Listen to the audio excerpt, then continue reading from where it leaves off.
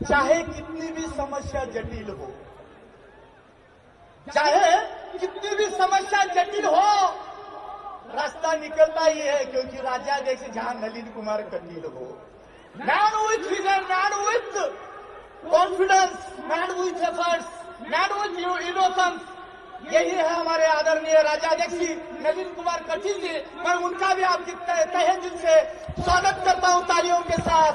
मैं आमंत्रित करता हूं शशिकांत पाटिल जी जो उनका सम्मान करें।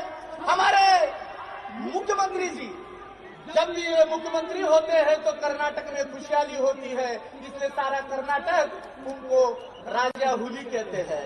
हमारे आदरणीय मुख्यमंत्री येदियुरप्पा जी का मैं स्वागत करता हूं। हमारे प्रभारी अरुण कुमार जी, अरुणा जी, हमारे प्रहलाद जोशी जी, लक्ष्मण सऊदी जी, लक्ष्मण जारकिहोली जी, सारे मंत्रीगण, सारे नेतागण, यहाँ पर उपस्थित सारे हमारे जो चुन के आए हुए ग्राम पंचायत के सदस्य, सारे भारतीय जनता पार्टी के कार्यकर्ता, मेरे मीडिया के सहयोगी, सबका मैं भारतीय जनता पार्टी बेलगाम की तरफ से तहे दिल से स्वागत करता हूं। शुक्रिया। बोलो भारत माता की।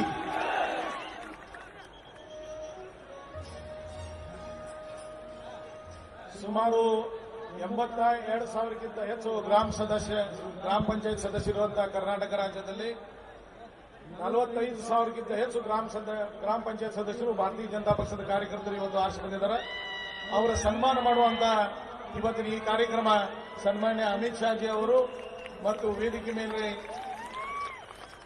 ಪ್ರಮುಖರಾದಂತಹ ಎಲ್ಲ ನಮ್ಮ ಮುಖ್ಯಮಂತ್ರಿಗಳು, ರಾಜ್ಯಾಧ್ಯಕ್ಷರು ಎದುರಿಗೆ ಬಂದು पुष्पार्चने मुखांतर ಅವರ सन्मान ಮಾಡಬೇಕಾಗಿ विनंती. इकडे जे आमचे कार्यकर्ते आहेत त्यांनी सुद्धा तिथं यांनी पुष्पार्चने केल्यानंतर केला. 82,000 कुल 82,000 ग्राम पंचायत सदस्य कर्नाटक में है, उसमें 45,000 से भी ज्यादा ग्राम पंचायत सदस्य भारतीय जनता पार्टी के कार्यकर्ता चुन के आए हैं. उनका सम्मान अमित शाह जी के कर कमलों से किया जा रहा है. बोलो भारत माता की, बोलो भारत माता. धन्यवाद.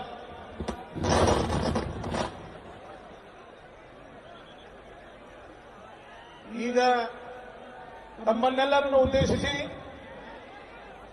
ಕರ್ನಾಟಕ ರಾಜ್ಯದ ರೈತ ನಾಯಕರು, ಕರ್ನಾಟಕ ರಾಜ್ಯದ ಮುಖ್ಯಮಂತ್ರಿಗಳಾದಂತ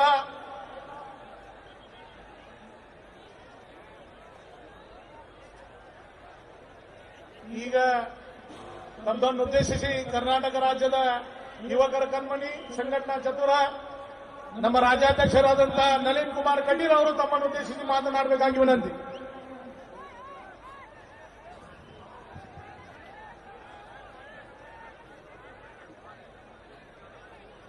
ಈ ಸಮಾರಂಭದ ವೇದಿಕೆಯಲ್ಲಿ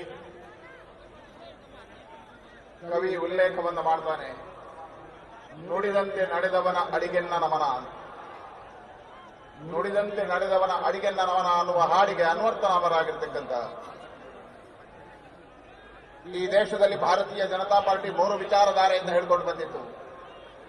ಒಂದು ದೇಶದಲ್ಲಿ ಒಂದು ಪ್ರಧಾನಿ, ಒಂದು ಸಂವಿಧಾನ, ಒಂದು ಧ್ವಜ ಇರಬೇಕು ಅನ್ನೋ ಕಾರಣಕ್ಕೋಸ್ಕರ ಹೋರಾಟವನ್ನು ಮಾಡಿದ್ದು. ಅಂತಹ ಕಾಶ್ಮೀರವನ್ನು ಉಳಿಸುವುದಕ್ಕೋಸ್ಕರ 370ನೇ ವಿಧಿರದ್ದತಿ ಮಾಡುವುದಕ್ಕೆ ಕಾರಣೀಭೂತರಾಗಿರ್ತಕ್ಕಂತಹ, ಕಾಶ್ಮೀರದ ಜನತೆಗೆ ಸ್ವಾತಂತ್ರ್ಯವನ್ನು ತಂದುಕೊಟ್ಟಿರತಕ್ಕಂತಹ, ಮಾತನ್ನು ಉಳಿಸಿರ್ತಕ್ಕಂತಹ ನಾಯಕ ಅಮಿತ್ ಶಾ ಅವರು. ಹಾಗಾಗಿ 1ನೇ ಮಾತನ್ನು ಉಳಿಸಿರ್ತಕ್ಕಂಥವ್ರು ಅಮಿತ್ ಶಾ ಅವರು. 2ನೇದು, ಈ ದೇಶದಲ್ಲಿ 16 ವರ್ಷಗಳಿಂದ ಹೋರಾಟವನ್ನು ಮಾಡಿದೆವು.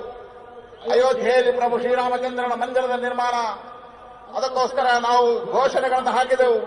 ರಾಮನ ಪಾದದ ಮೇಲಾನೇ ಮಂದಿರವಲ್ಲೇ ಕಟ್ಟುವೆವು. ಆ ಘೋಷಣೆಯನ್ನು ಉಲ್ಲೇಖ ಮಾಡಿ ಇವತ್ತು ಅಯೋಧ್ಯೆಯಲ್ಲಿ ಪ್ರಭು ಶ್ರೀರಾಮಚಂದ್ರನ ಮಂದಿರದ ನಿರ್ಮಾಣಕ್ಕೆ ಶಿಲಾನ್ಯಾಸ ಮಾಡುವುದಕ್ಕೆ ಅವಕಾಶ ಮಾಡಿಕೊಟ್ಟಿರ್ತಕ್ಕಂಥ ಪ್ರಧಾನಮಂತ್ರಿ ನರೇಂದ್ರ ಮೋದಿ ಮತ್ತು ಅಮಿತ್ ಶಾ ಅವರು. 3ನೇದು, ಈ ದೇಶದಲ್ಲಿರ್ತಕ್ಕಂಥ ಪೌರತ್ವ ತಿದ್ದುಪಡಿ ಕಾಯ್ದೆ ಅಂತ ತರುವುದರ ಮುಖಾಂತರ ಪಾಕಿಸ್ತಾನದ ಅಲ್ಪಸಂಖ್ಯಾತರಿಗೆ ರಕ್ಷಣೆಯನ್ನು ಕೊಟ್ಟಿರತಕ್ಕಂಥ ಒಬ್ಬ ಗೃಹ ಸಚಿವರಾಗಿದ್ದರೆ ಅದು ಅಮಿತ್ ಶಾ ಅವರು. ಹಾಗಾಗಿ ನುಡಿದಂತೆ ನಡೆದ ಒಬ್ಬ ಗೃಹ ಸಚಿವರು. ರಾಷ್ಟ್ರದ ಭಾರತೀಯ ಜನತಾ ಪಾರ್ಟಿಯ ಜಗತ್ತಿನಲ್ಲಿ ಅತಿದೊಡ್ಡ ಪಾರ್ಟಿಯನ್ನಾಗಿ ಮುನ್ನಡೆಸಿರ್ತಕ್ಕಂಥ ಅಮಿತ್ ಶಾ ಅವರು ಇವತ್ತು ಬೆಳಗಾವಿಗೆ ಬಂದಿದ್ದಾರೆ. ಅವರಿಗೆ ಹೃದಯಪೂರ್ವಕವಾಗಿರ್ತಕ್ಕಂಥ ಅಭಿನಂದನೆಗಳನ್ನ, ಪ್ರಣಾಮಗಳನ್ನ ಸಮರ್ಪಿಸುತ್ತೇನೆ.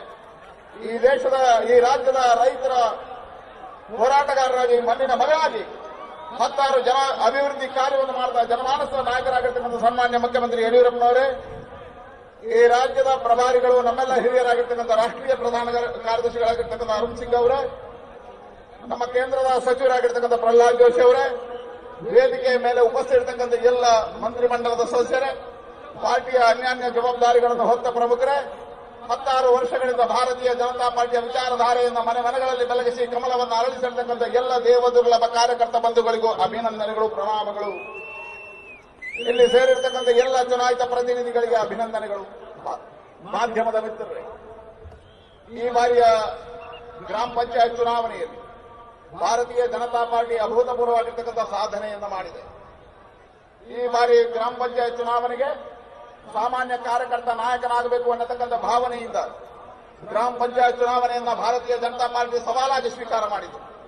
ಇದರ ಪರಿಣಾಮವಾಗಿ ಗ್ರಾಮ ಸ್ವರಾಜ್ ಯಾತ್ರೆಯನ್ನ ಮಾಡಿದರ ಪರಿಣಾಮವಾಗಿ ಇವತ್ತು ಇಡೀ ಗ್ರಾಮಗಳಲ್ಲಿ ಭಾರತೀಯ ಜನತಾ ಪಾರ್ಟಿಯ ಬೆಂಬಲಿತ ಅಭ್ಯರ್ಥಿಗಳ ಗೆಲುವಾಗಿದೆ. ಇವತ್ತು ರಾಜ್ಯದಲ್ಲಿ 45,000 ಜನ ಗ್ರಾಮ ಪಂಚಾಯತ್ ಸದಸ್ಯರಾಗಿ ಭಾರತೀಯ ಜನತಾ ಪಾರ್ಟಿಯ ಕಾರ್ಯಕರ್ತರು ಆಯ್ಕೆಯಾಗಿದ್ದಾರೆ. 3,500 ಪಂಚಾಯತ್ ಇವತ್ತು ಭಾರತೀಯ ಜನತಾ ಪಾರ್ಟಿಗೆ ಬಂದಿದೆ. ಹಾಗಾಗಿ ಆ ಗೆದ್ದೆಲ್ಲ ಪ್ರಮುಖರಿಗೆ ಅಭಿನಂದನೆಗಳನ್ನು ಸಲ್ಲಿಸಬೇಕು. ಆ ಸಾಮಾನ್ಯ ಕಾರ್ಯಕರ್ತ ಜನನಾಯಕನಾಗತಕ್ಕಂಥ ಕಾಲಘಟ್ಟದಲ್ಲಿ ಅವನಿಗೆ ಅಭಿನಂದನೆಗಳನ್ನು ಸಲ್ಲಿಸಬೇಕು. ಮತದಾರ ದೇವರುಗಳಿಗೆ ಅಭಿನಂದನೆಗಳನ್ನು ಸಲ್ಲಿಸಬೇಕು ಅಂತ ಹೇಳಿ ಇವತ್ತು ನಮ್ಮ ಗೃಹ ಸಚಿವರಾಗಿರ್ತಕ್ಕಂಥ ಅಮಿತ್ ಶಾ ಅವರೇ ಇಲ್ಲಿಗೆ ಬಂದಿದ್ದಾರೆ. ಇದೊಂದು ಭಾಗ್ಯದ ದಿನ ಅಂತ ತಿಳ್ಕೊಳ್ತೇನೆ. ಇಲ್ಲಿ ಬಂದಿರತಕ್ಕಂಥ ಎಲ್ಲ ಪಂಚಾಯತ್ ಸದಸ್ಯರಿಗೂ ನಾನು ಅಭಿನಂದನೆಗಳನ್ನು ಸಲ್ಲಿಸ್ತೇನೆ. ಇವತ್ತು ಅಭೂತಪೂರ್ವವಾಗಿರ್ತಕ್ಕಂಥ ದಿನ ನಿಮ್ಮದಾಗಿದೆ. ಈ ವರ್ಷ ಬಹಳ ಅದ್ಭುತವಾಗಿ ಪಂಚಾಯತ್ ಚುನಾವಣೆಯಲ್ಲಿ ನಾವು ಗೆದ್ದಿದ್ದೇವೆ. ಕಾರಣ ನರೇಂದ್ರ ಮೋದಿ ಅವರ ಆಡಳಿತ, ಪ್ರಧಾನಮಂತ್ರಿ ನರೇಂದ್ರ ಮೋದಿ ಅವರು ಮಾಡಿರ್ತಕ್ಕಂಥ ಆಡಳಿತ, 6 ವರ್ಷಗಳ ಕಾಲ ಭ್ರಷ್ಟಾಚಾರ ರಹಿತವಾಗಿರ್ತಕ್ಕಂಥ ಆಡಳಿತ, ಜಗತ್ತಿನ ಎತ್ತರಕ್ಕೆ ಭಾರತವನ್ನು ಕೊಂಡೊಯ್ದಿರತಕ್ಕಂಥ ಅವರ ಧೀಮಂತಿಕೆ, ಕರ್ನಾಟಕದಲ್ಲಿ ಸನ್ಮಾನ್ಯ ಯಡಿಯೂರಪ್ಪರ ನೇತೃತ್ವದ ಅಭಿವೃದ್ಧಿ ಕಾರ್ಯಗಳು ಜನ ಇವತ್ತು ನನಗೆ ಆಶೀರ್ವಾದವನ್ನು ಮಾಡಿದ್ದಾರೆ. ಇದರ ಪರಿಣಾಮವಾಗಿ ಇವತ್ತು ಭಾರತೀಯ ಜನತಾ ಪಾರ್ಟಿಯ ಕಾರ್ಯಕರ್ತ ಅತಿ ಹೆಚ್ಚು ಸ್ಥಾನಗಳನ್ನು ಗೆದ್ದಿದ್ದಾನೆ. ಇವತ್ತು ಒಂದು ಕಾಲಘಟ್ಟದಲ್ಲಿ ಹೇಳ್ತಾ ಇದ್ರು ಭಾರತೀಯ ಜನತಾ ಪಾರ್ಟಿ ನಗರ ಕೇಂದ್ರೀಕೃತವಾದ ಪಾರ್ಟಿ. ಆದ್ರೆ ಇವತ್ತು ಪರಿವರ್ತನೆ ಆಗಿದೆ. ಕರ್ನಾಟಕದ ಹಳ್ಳಿಯಲ್ಲಿ ಇವತ್ತು ಭಾರತೀಯ ಜನತಾ ಪಾರ್ಟಿಯ ಕಾರ್ಯಕರ್ತ ಗೆದ್ದಿದ್ದಾನೆ. ಸರ್ವವ್ಯಾಪಿ ಸರ್ವಸ್ಪರ್ಶಿಯಾಗಿ ಭಾರತೀಯ ಜನತಾ ಪಾರ್ಟಿ ಗೆದ್ದಿದೆ. ಕಾಂಗ್ರೆಸ್ ಮುಕ್ತ ಕರ್ನಾಟಕ ನಿರ್ಮಾಣ ಆಗಿದೆ. ಹಳ್ಳಿಯಲ್ಲಿ ಇವತ್ತು ಕಾಂಗ್ರೆಸ್ ಮುಕ್ತ ಕರ್ನಾಟಕ ನಿರ್ಮಾಣ ಆಗಿದೆ.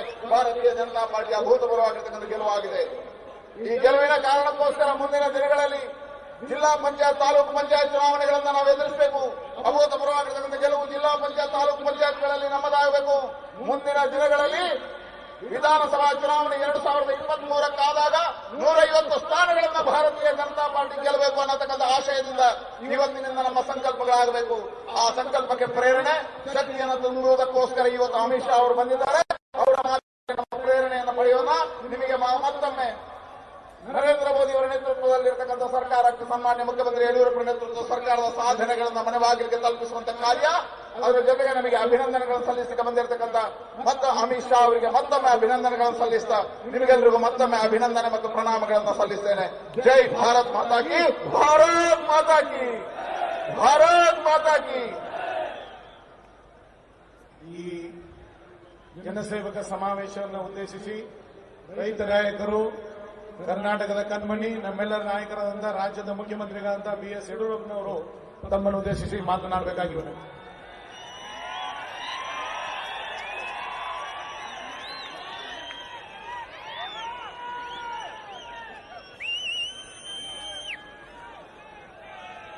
ಭಾರತ್ ಮಾತಾ ಕಿ. ಅಮಿತ್ ಶಾ ಅವರಿದ್ದಾರೆ. 2 ಮುಸ್ಲಿಂ ಬಗೆಯಲ್ಲಿ ಈ ಬೆಳಗಾವಿಗೆ ಕೇಳಬೇಕಪ್ಪ. ಭಾರತ್ ಮಾತಾ ಕಿ.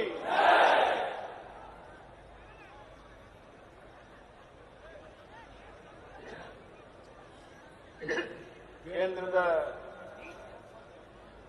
ಸನ್ಮಾನ್ಯ ಗೃಹ ಸಚಿವರಾದಂಥ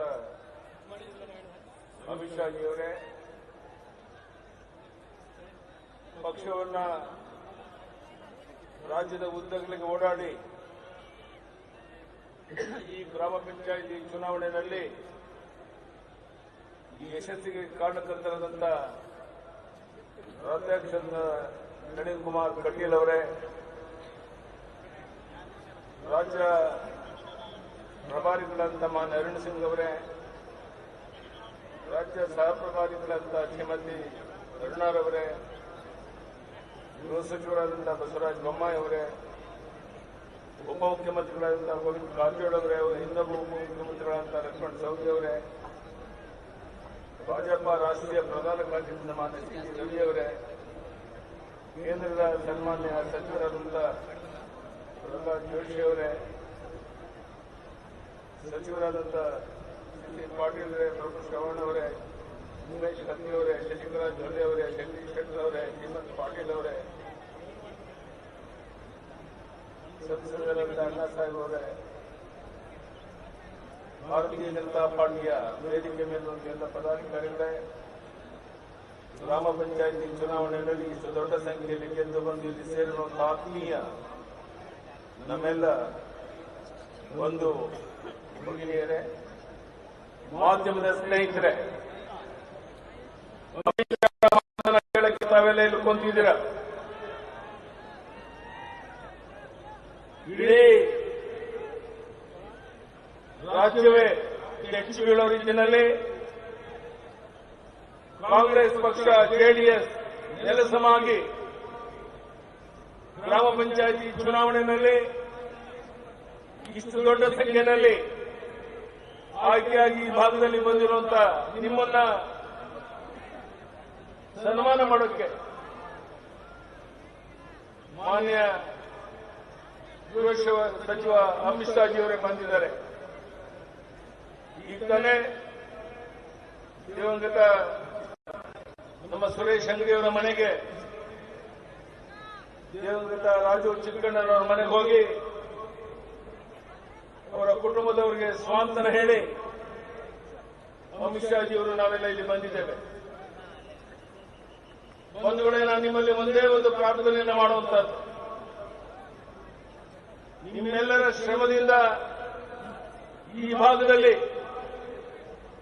ಯುವ ಮೋರ್ಚಾ, ಮಹಿಳಾ ಮೋರ್ಚಾ, ಎಸ್ಸಿ ಮೋರ್ಚಾ, ಎಸ್ಟಿ ಮೋರ್ಚಾ ಸಂಘಟನೆ ಬಲ ಆಗೋದಕ್ಕೆ ನೀವೆಲ್ಲ ಶಕ್ತಿ ಮೀರಿ ಪ್ರಾಮಾಣಿಕ ಪ್ರಯತ್ನ ಮಾಡಬೇಕು ಅಂತ ಕೈ ಜೋಡಿಸಿ ನಿಮ್ಮಲ್ಲಿ ಪ್ರಾರ್ಥನೆಯನ್ನ ಮಾಡ್ತೇನೆ. ಅದೇ ರೀತಿ ಯಾವ ಪಕ್ಷದ ಚಿಹ್ನೆಯಿಂದ ನಡೆಯುವಂತ ತಾಲೂಕ್ ಪಂಚಾಯತಿ, ಜಿಲ್ಲಾ ಪಂಚಾಯತಿ ಚುನಾವಣೆ ಬರ್ತಾ ಇದೆ. ಬಹಳ ದೊಡ್ಡ ಸಂಖ್ಯೆಯಲ್ಲಿ ಗೆದ್ದು ತಾಲೂಕ್ ಪಂಚಾಯತಿ, ಜಿಲ್ಲಾ ಪಂಚಾಯತಿಯನ್ನ ನಾವು ಹಿಡಿತೇವೆ. ಆ ವಿಶ್ವಾಸ ನಿಮಗೂ ಇದೆ, ನನಗೂ ಇದೆ. ಆ ದಿಕ್ಕಿನಲ್ಲಿ ಈಗಲಿಂದಲೇ ಪ್ರಾಮಾಣಿಕ ಪ್ರಯತ್ನವನ್ನ ನೀವೆಲ್ಲ ಮಾಡಬೇಕು ಅಂತ ಹೇಳಿ ನಾನು ಪ್ರಾರ್ಥನೆಯನ್ನು ಮಾಡ್ತೇನೆ. ಒಂದು ಕಾಲ ಇತ್ತು,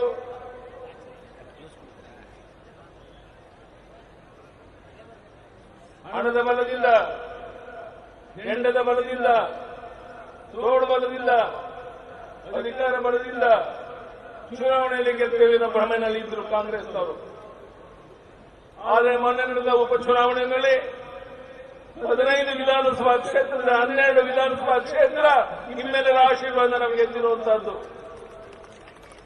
ಸ್ವತಃ ಪ್ರಧಾನಿ ನರೇಂದ್ರ ಮೋದಿಜಿಯವರೇ ಎಲ್ಲ ಪಾರ್ಲಿಮೆಂಟ್ ಸದಸ್ಯರು ವಾರಕ್ಕೊಮ್ಮೆ ನಡೆಯುವಂತಹ ಸಭೆಯಲ್ಲಿ ಕರ್ನಾಟಕ ರಾಜ್ಯದ ಈ ಸಾಧನೆ ಬಗ್ಗೆ ಅಭಿನಂದನೆಯನ್ನು ಸಲ್ಲಿಸಿದ್ದನ್ನ ನಾವು ಕೇಳಿದ್ದೀರ. ಅಮಿತ್ ಶಾ ಜಿಯವರಿಗೆ, ಪ್ರಧಾನಿ ನರೇಂದ್ರ ಮೋದಿಜಿಯವರಿಗೆ ಕರ್ನಾಟಕದ ಬಗ್ಗೆ ಹೆಮ್ಮೆ ಇದೆ. ಬರುವಂತಹ ವಿಧಾನಸಭಾ ಚುನಾವಣೆಯಲ್ಲಿ ಕನಿಷ್ಠ 150 ಕ್ಷೇತ್ರವನ್ನು ನಾವು ಗೆಲ್ಲಬೇಕಾಗಿದೆ. ಬಹುಶಃ ಸಣ್ಣ ವಿಷಯ ಅಲ್ಲ. 25 ಲೋಕಸಭಾ ಕ್ಷೇತ್ರವನ್ನು ನಾವು ಗೆದ್ದಿದ್ದೇನೆ. ನಾಳೆಯಿಂದಲೇ ನಿಮ್ಮ ಗ್ರಾಮದ ಮುಖಂಡಗಳನ್ನ, ಯಾವುದೇ ಜಾತಿ ಇರಲಿ, ಆ ಮುಖಂಡಗಳನ್ನು ಹೋಗಿ ಭೇಟಿ ಮಾಡಿ ಆಶೀರ್ವಾದ ಪಡೆದು, ನಿಮ್ಮ ಆಶೀರ್ವಾದದಿಂದ ನಾನು ಗೆದ್ದಿರಬಹುದು, ಗ್ರಾಮ ಪಂಚಾಯತ್ ಅಧ್ಯಕ್ಷನಾಗಿರಬಹುದು. ಆದರೆ ಇಲ್ಲಿ ಆಗಬೇಕಾದ ಕೆಲಸ ಕಾರ್ಯಗಳ ಬಗ್ಗೆ ನಿಮ್ಮೆಲ್ಲರ ಜೊತೆ ಚರ್ಚೆ ಮಾಡಿ, ನಿಮ್ಮೆಲ್ಲರ ಅಭಿಪ್ರಾಯವನ್ನು ತಗೊಂಡು ಗ್ರಾಮದ ಅಭಿವೃದ್ಧಿಗಾಗಿ ದುಡಿತೇನೆ. ಭ್ರಷ್ಟಾಚಾರಕ್ಕೆ ಅವಕಾಶ ಕೊಡೋದಿಲ್ಲ. ಗ್ರಾಮ ಪಂಚಾಯತಿಗೆ ಹೆಚ್ಚಿನ ಅನುದಾನವನ್ನು ಪ್ರಧಾನಿ ನರೇಂದ್ರ ಮೋದಿ ಅವರು ಕೊಡ್ತಾ ಇದ್ದಾರೆ. ಈ ಹಣವನ್ನು ಸದುಪಯೋಗ ಮಾಡಿಕೊಂಡು ಗ್ರಾಮಗಳನ್ನು ಕಟ್ಟಬೇಕಾಗಿದೆ. ಮಹಾತ್ಮ ಗಾಂಧೀಜಿಯವರ ರಾಮರಾಜ್ಯದ ಕೆಲಸವನ್ನು ನೆನಪು ಮಾಡಬೇಕಾಗಿದೆ. ನಮ್ಮೆಲ್ಲರ ಆಸೆ ಇತ್ತು ರಾಮ ಮಂದಿರ ಕಟ್ಟಬೇಕು ಅಂತ. ಮಹಾತ್ಮ ಗಾಂಧೀಜಿಯವರ ಆಸೆ ಇತ್ತು. ಆದರೆ ಪ್ರಧಾನಿ ನರೇಂದ್ರ ಮೋದಿ ಅವರು, ಅಮಿತ್ ಶಾಜಿಯವರು ಅದನ್ನು ಕಾರ್ಯರೂಪಕ್ಕೆ ತರುವುದರ ಮೂಲಕ ಈಗಾಗಲೇ ಶಿಲಾನ್ಯಾಸ ಕೆಲಸ ಸ್ವತಃ ಪ್ರಧಾನಿಯವರೇ ಮಾಡಿದ್ದಾರೆ.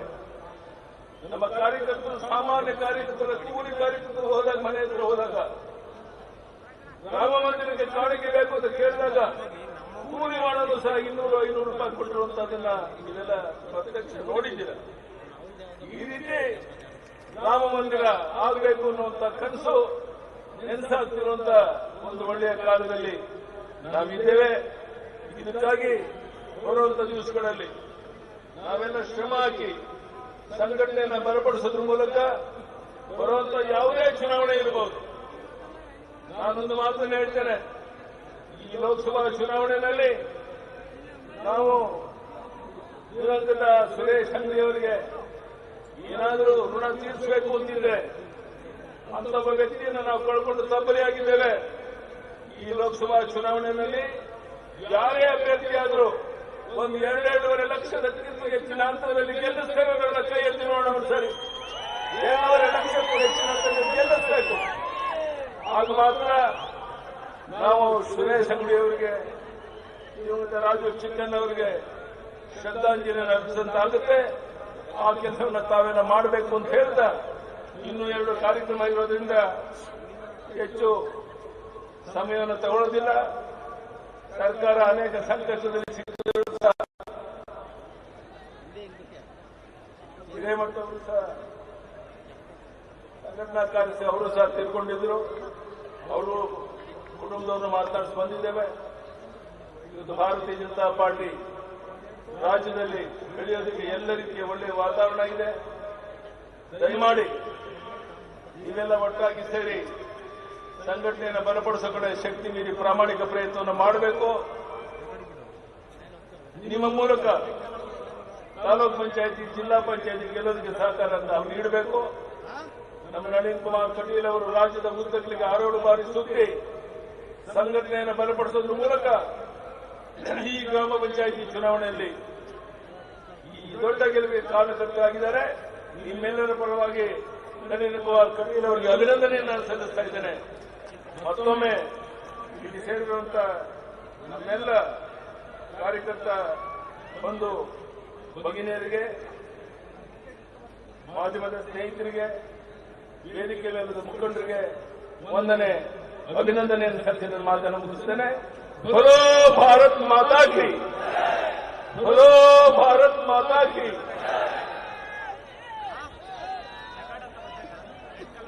धरती चमक रही है, धरती चमक रही है सूरज आने के बाद, आसमान चमक रहा है तारे आने के बाद। धरती चमक रही है सूरज आने के बाद, आसमान चमक रहा है तारे आने के बाद, आज बेलगाम चमक रहा है अमित जी आने के बाद। मैं अमित जी को अनुरोध करता हूं कि आप इसे संबोधन करें। कर न सका था कोई प्रयास 370 कलम हटाने का, कर न सका था कोई प्रयास 370 कलम हटाने का, आपने वो धैर्य किया दिखाया अनहोनी को होनी में बदलने का। धन्यवाद।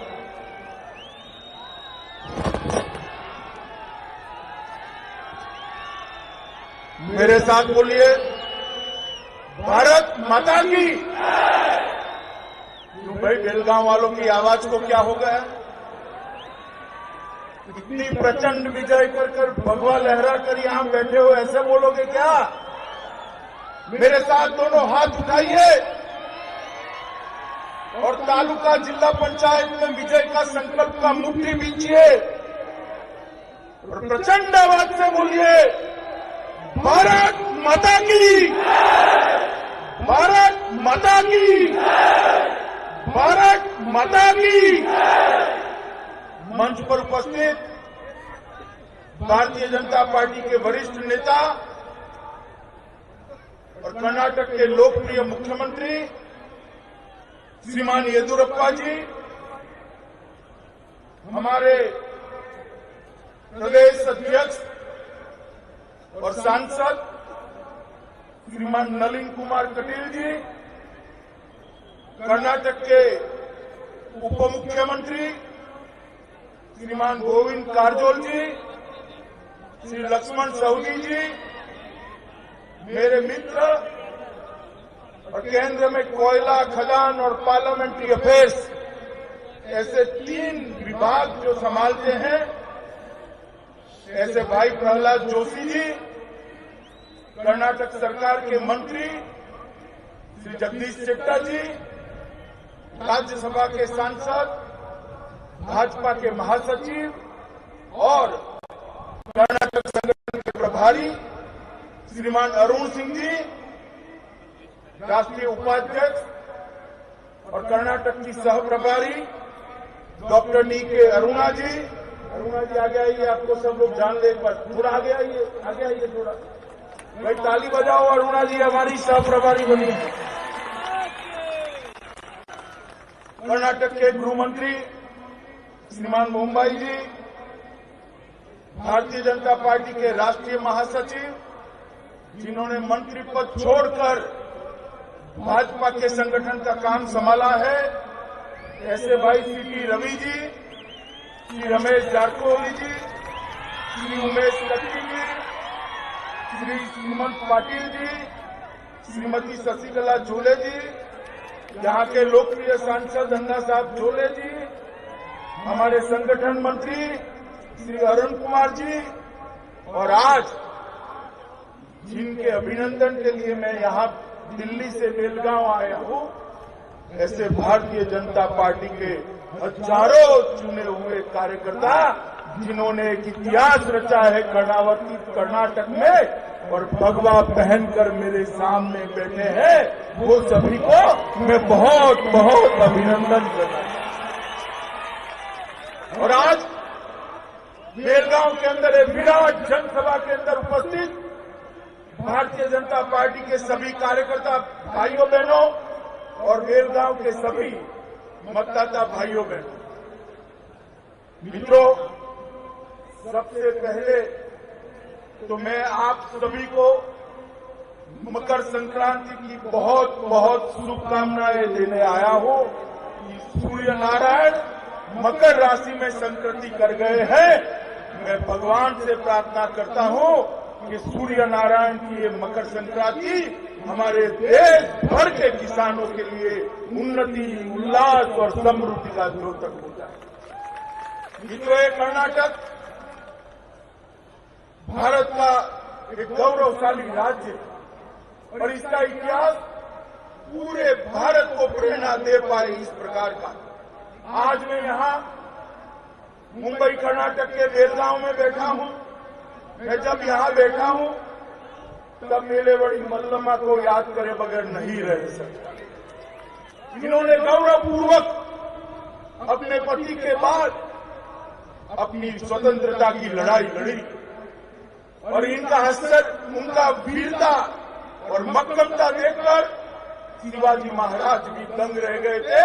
शिवाजी महाराज ने भी उनको बाद में उनका राज्य वापस देकर इस क्षेत्र की स्वतंत्रता की सम्मान किया। मित्रों, कई सारे ऐसे लोग हुए जिन्होंने यहां से स्वतंत्रता की जोत जलाई।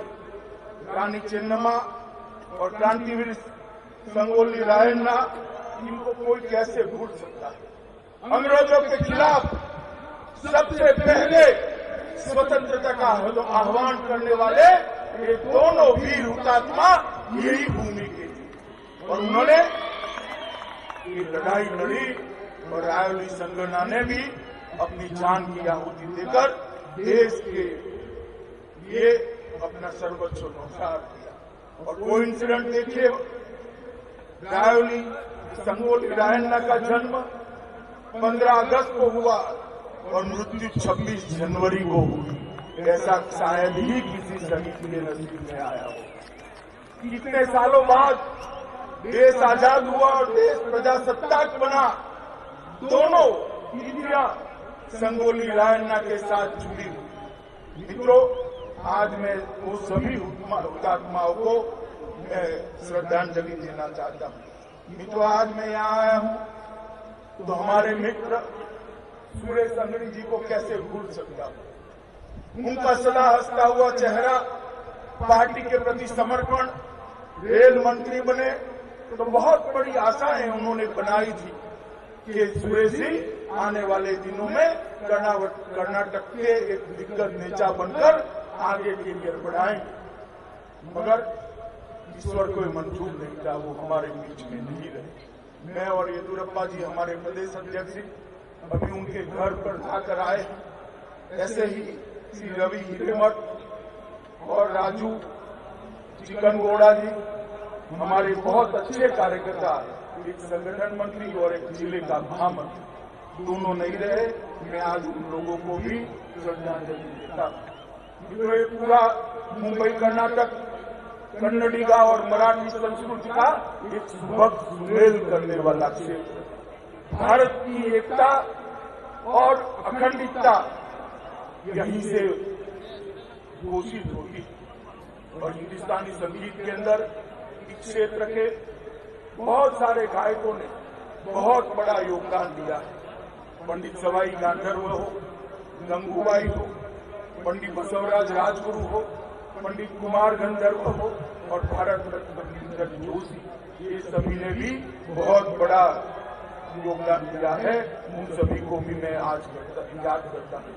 तो आज मैं जब यहाँ आया हूँ तो मेरा आने का मूल उद्देश्य तो यहाँ पर पंचायत चुनाव में जो प्रचंड विजय नलिन कुमार कटील और हमारे मुख्यमंत्री येदुरप्पा जी के नेतृत्व में हुआ है, इसकी कर्नाटक की जनता को और आप सभी चुने हुए प्रतिनिधियों को बधाई देने के लिए।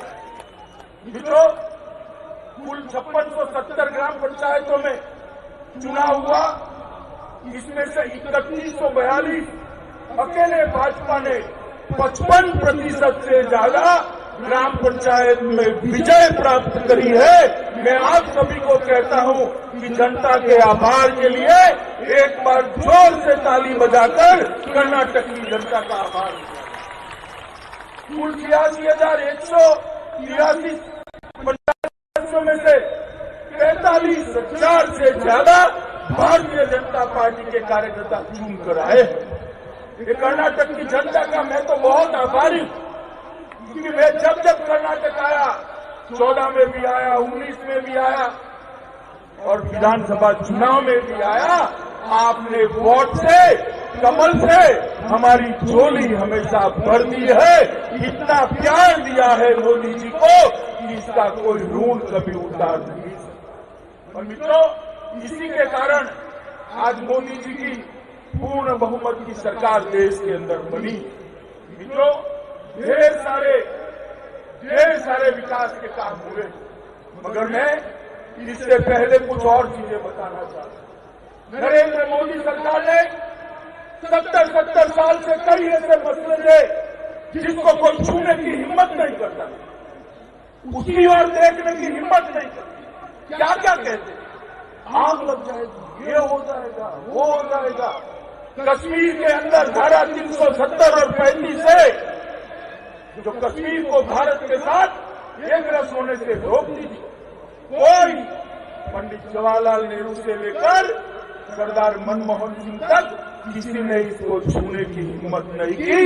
आपने मोदी जी को दूसरी बार पूर्ण बहुमत दिया और मोदी जी ने 5 अगस्त 2019 को धारा 370 को उखाड़ कर फेंक देने का। और आज हमारा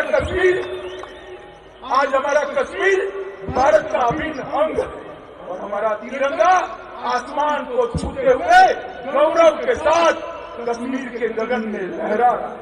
धारा 35A को भी समाप्त। मित्रों, अभी राम जन्मभूमि का शिलान्यास 550 साल से दुनिया भर के करोड़ों लोग ये आस लगाकर बैठे थे कि कोई तो आए और राम जन्मभूमि अयोध्या के अंदर प्रभु श्री राम का भव्य मंदिर बनाए, मगर चलता गया तारीख पे तारीख, मुकदमे पे मुकदमा, इसका कोई रास्ता नहीं निकलता था। आपने दोबारा दूसरी बार मोदी जी को पूर्ण बहुमत दिया। मोदी जी ने राम जन्मभूमि का शिलान्यास कर राम जन्मभूमि का रास्ता प्रशस्त किया। कांग्रेस और विरोधी दलों ने जितना हो सकता था इतना विरोध किया, मगर मैं आज कहता हूं कुछ ही सालों के अंदर, कुछ ही महीनों के अंदर गगन को छूता हुआ प्रभु श्री राम का मंदिर अयोध्या के अंदर बनता हुआ हम सब हमारे जीवन काल में आजादी के 70 साल के बाद भी करोड़ों लोगों की भावनाओं को कोई सम्मान नहीं करता। देश के नेता नरेंद्र मोदी जी ने इसी प्रकार से सालों से हमारी मुस्लिम बहनें ट्रिपल तलाक का भोग बनती थी, उनके साथ अन्याय होता था, उनको कोई बचाने वाला नहीं था। आपने पूर्ण बहुमत दूसरी बार नरेंद्र मोदी जी को दिया। मोदी जी ने ट्रिपल तलाक को भी उखाड़ कर फेंकने का काम किया और आज मुस्लिम बहनों को भी न्याय मिल रहा। मित्रों, 2014 के पहले देश की स्थिति क्या, भ्रष्टाचार, अर्थतंत्र पटरी से उतरा हुआ, अन्यायिक सरकार और देश की सुरक्षा ऐसी थी कि कोई भी जमालिया आकर हमारे जवानों का सर काटकर ले जाता था, कोई बोलने वाला नहीं। आपने मोदी जी की सरकार चुनी। 2014 से 2019 का पहला कालखंड में याद कराना चाहता हूं मित्रों आपको। पाकिस्तान पास नहीं आया, उन्होंने 2 बार हमला किया, उरी पर किया और पुलवामा पर किया। उनको लगा कि कौन जवाब देने वाला है, मगर यहाँ तो स्थिति बदल गई थी। कांग्रेस की सरकार चली गई थी और भारतीय जनता पार्टी की सरकार बनी थी। और सरकार मनमोहन सिंह का राज नहीं था, नरेंद्र मोदी का राज था। दोनों बार, एक बार सर्जिकल स्ट्राइक और दूसरी बार एयर स्ट्राइक कर पाकिस्तान के घर में घुसकर आतंकवादियों का सफाया करने का काम हमारे नेता नरेंद्र मोदी। और सालों के बाद भारत के नागरिकों को गौरव के साथ सीना तानकर सर उठाकर बोलने का मौका मिला कि हमारी सीमाओं के साथ कोई छेड़खानी नहीं कर सकता, क्योंकि अब देश का प्रधानमंत्री नरेंद्र मोदी है और देश में भारतीय जनता पार्टी की सरकार।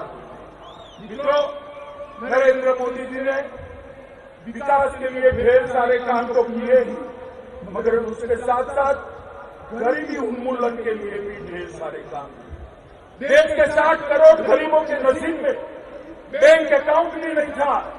आज 70 साल के बाद भारतीय जनता पार्टी की नरेंद्र मोदी सरकार ने हर एक नागरिक के घर में बैंक अकाउंट पहुंचाने का काम किया।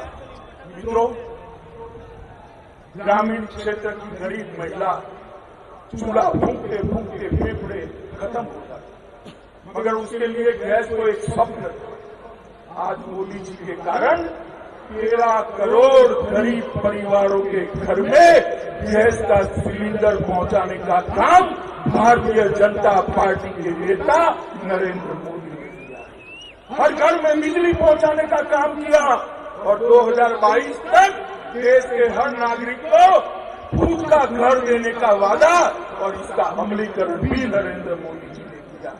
मित्रों, 60 करोड़ लोगों को कोई भी बीमारी आ जाए, चाहे हार्ट अटैक आ जाए, लकवा हो जाए, किसी को कैंसर हो जाए, किसी को चिंता करने की जरूरत नहीं है, क्योंकि 5 लाख तक का सारा बीमारी का खर्चा आयुष्मान भारत योजना के तहत नरेंद्र मोदी सरकार उठाती है। मित्रों, नरेंद्र मोदी सरकार।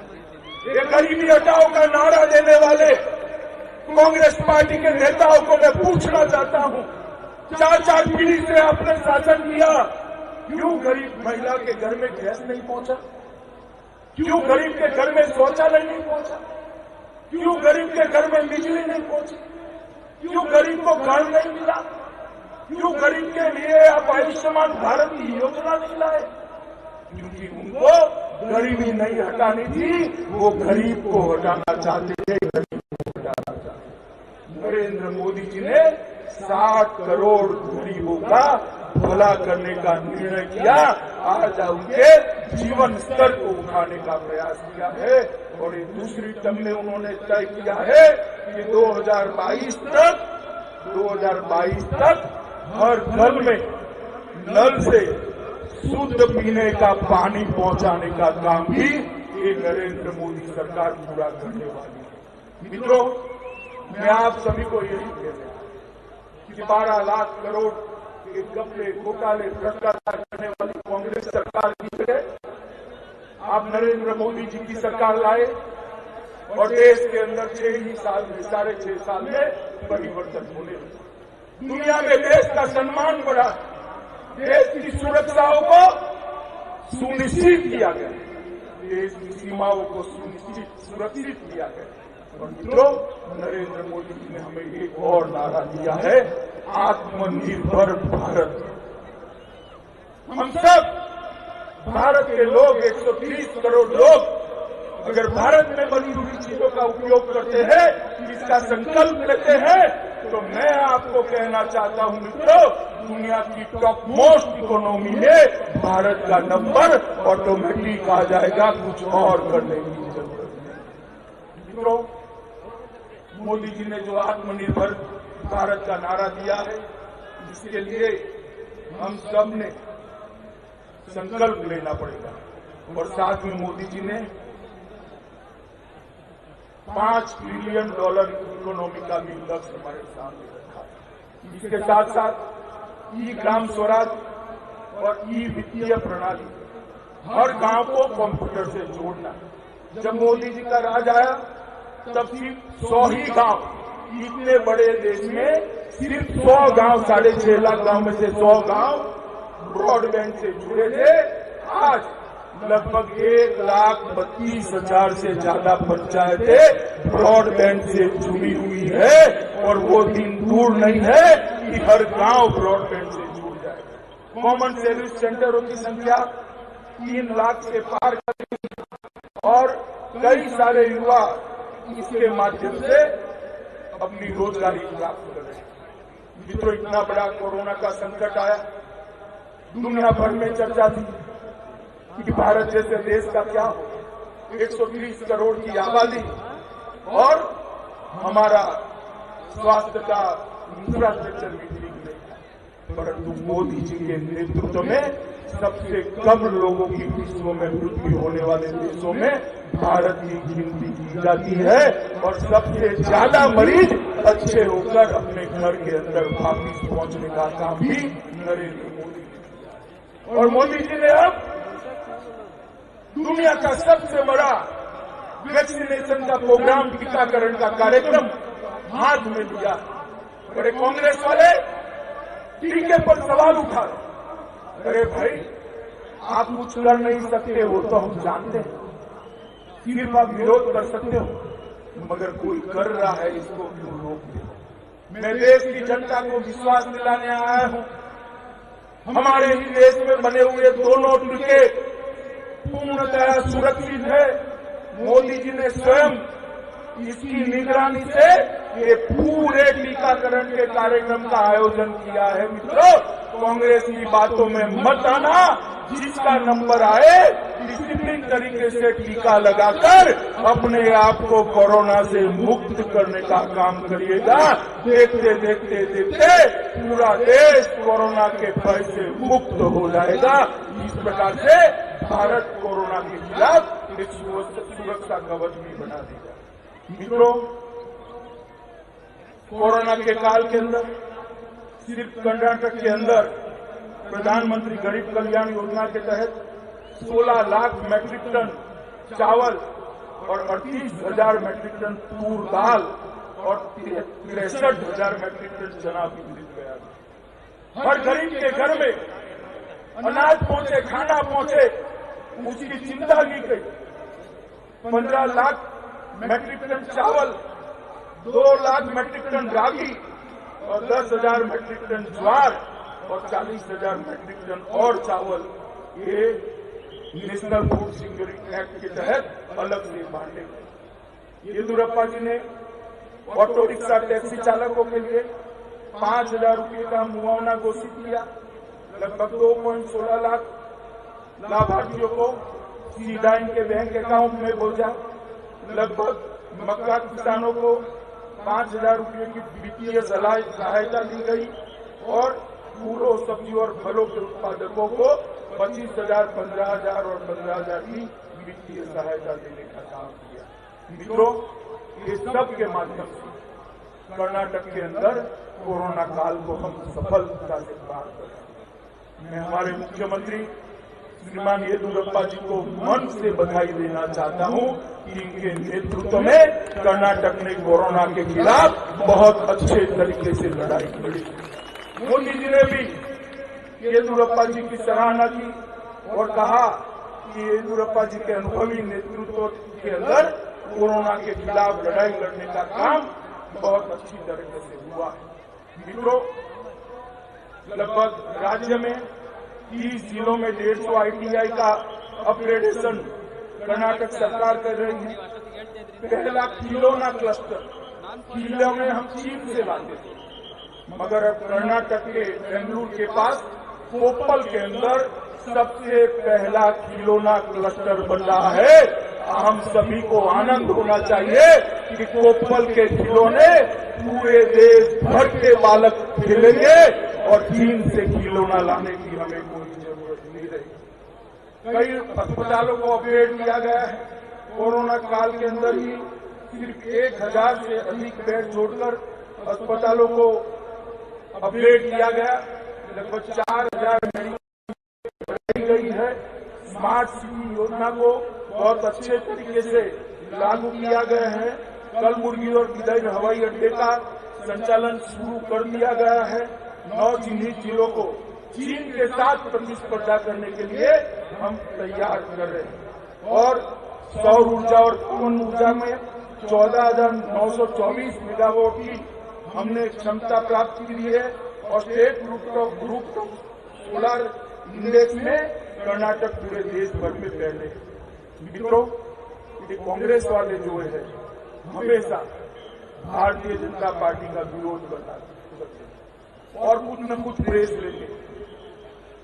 मैं आज कांग्रेस के नेताओं को पूछने आया हूं कि भाई, जब आपकी सरकार थी 10 साल तक, सोनिया मनमोहन की सरकार थी, आपने कर्नाटक राज्य को क्या दिया?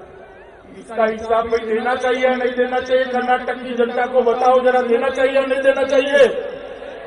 जोर से बोलिए, देना चाहिए या नहीं देना चाहिए? तो मैं आज इस खुले मन से बेलगांव के अंदर कांग्रेस के नेताओं को 2 सवाल पूछना चाहता हूं कि आपके राज्य के अंदर कर्नाटक को क्या मिला, इसका जरा लिस्ट दे दीजिए। और कितना रुपया 13वें वित्त आयोग में सरदार मनमोहन सिंह जब प्रधानमंत्री थे तब मिला बना था, उसमें कितने रुपये? वो तो जवाब नहीं देंगे, मैं दे देता हूं। तो 13वें वित्त आयोग में 88,583 करोड़ रुपया कांग्रेस ने कर्नाटक के विकास के लिए दिया था। मैं फिर से बोलता हूं, 88,583 करोड़। और नरेंद्र मोदी सरकार 14 में आपने बढ़ाई, 14 से 19 तक 14वें वित्त आयोग में 88,000 करोड़ से बढ़ाकर 2,19,506 करोड़ रुपया देने का काम ये भारतीय जनता पार्टी, और इसका हिसाब देना चाहिए कांग्रेस के। और मैं कर्नाटक की जनता को भी कहना कि कोरे वादे करने वाले भ्रष्टाचार से लिप्त कांग्रेस की कर्नाटक का भला नहीं कर सकती। ऊपर नरेंद्र मोदी और नीचे येदुरप्पा, ये डबल इंजन की सरकार ही कर्नाटक को विकास के रास्ते पर ले जा सकती है। मित्रों, विकास अरे जो पंचायत के चुनाव आए, ये पंचायत के चुनाव इसी बात का द्योतक है कि नरेंद्र भाई और येदुरप्पा की जोड़ी को कर्नाटक की जनता ने थप्पा लगाकर आगे बढ़ाने का फैसला किया। आज कर्नाटक की जनता को इस कार्यक्रम के इस सभा के माध्यम से कहना चाहता हूं कि आने वाले दिनों में तालुका पंचायत और जिला पंचायत के भी चुनाव आने वाले। मगर मित्रों 55% ये तो कुछ टेक्निकल कोर्स में पासिंग मार्क होता है, पासिंग मार्क होता है। कर्नाटक की जनता को मैं कहने आया हूं, तालुका पंचायत जिला पंचायत में 75% से ज्यादा सीटें भारतीय जनता पार्टी को देकर आप राज्य के विकास का हर काम पूर्णतया भारतीय जनता पार्टी को सौंपी। तो आज मेरा भाषण समाप्त करने के पहले फिर से एक बार हमारे स्वर्गस्थ नेता भाई सुरेश अंगड़ी को, राजू चिकनगोड़ा को और रवि हिरेमठ को मैं श्रद्धांजलि देकर मेरी बात को पूरा करता हूं और आप सबको भी हृदय से फिर से एक बार बहुत बहुत शुभकामनाएं देता हूं। हर गांव के लिए आप 5 साल तक काम करिए और कर्नाटक और भारत की विकास यात्रा में जुड़िए। मेरे साथ सभी लोग दोनों हाथ उठाएं, हाथ उठाइए दोनों, और तालुका जिला में विजय के संकल्प की मुक्ति दीजिए और प्रचंड आवाज से बोलिए, भारत माता की, भारत माता की, भारत माता की, वंदे वंदे।